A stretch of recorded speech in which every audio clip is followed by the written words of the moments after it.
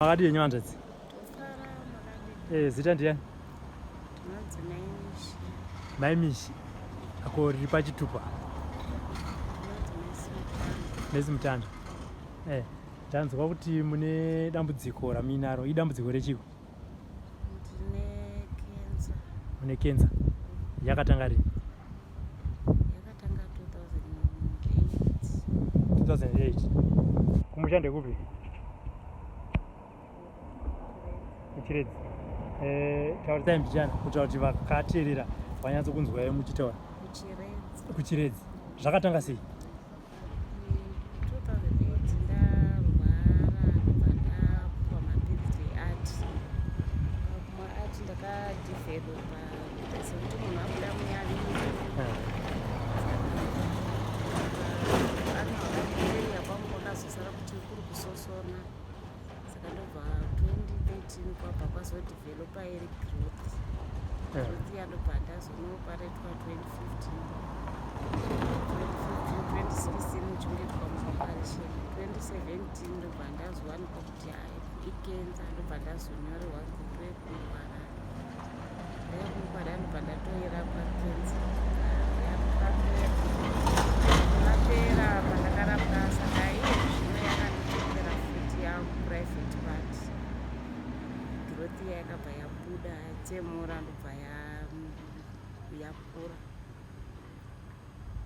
Saka muri kurapwa here paparire nyacho?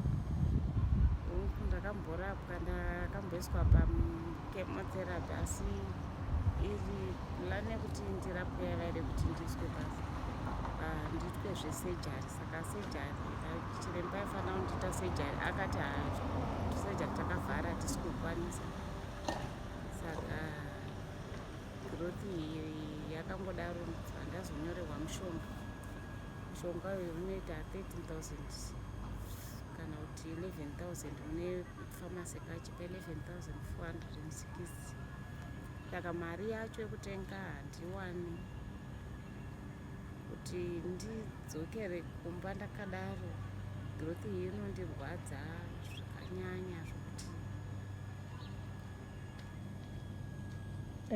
mari yamutaura ma-RTGS handiti? Saka mune mhuri? Mhuri yenyu yakakura zvakaita sei? ndine vana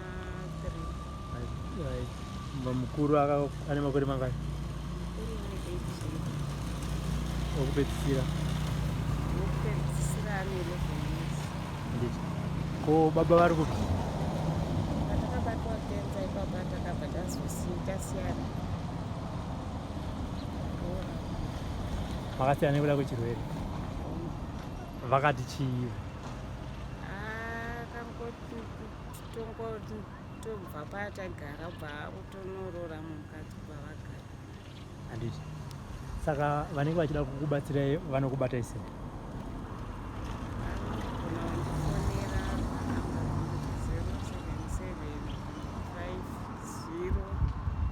0775066 192. Tsokorerai futi namba dzenyu. 07750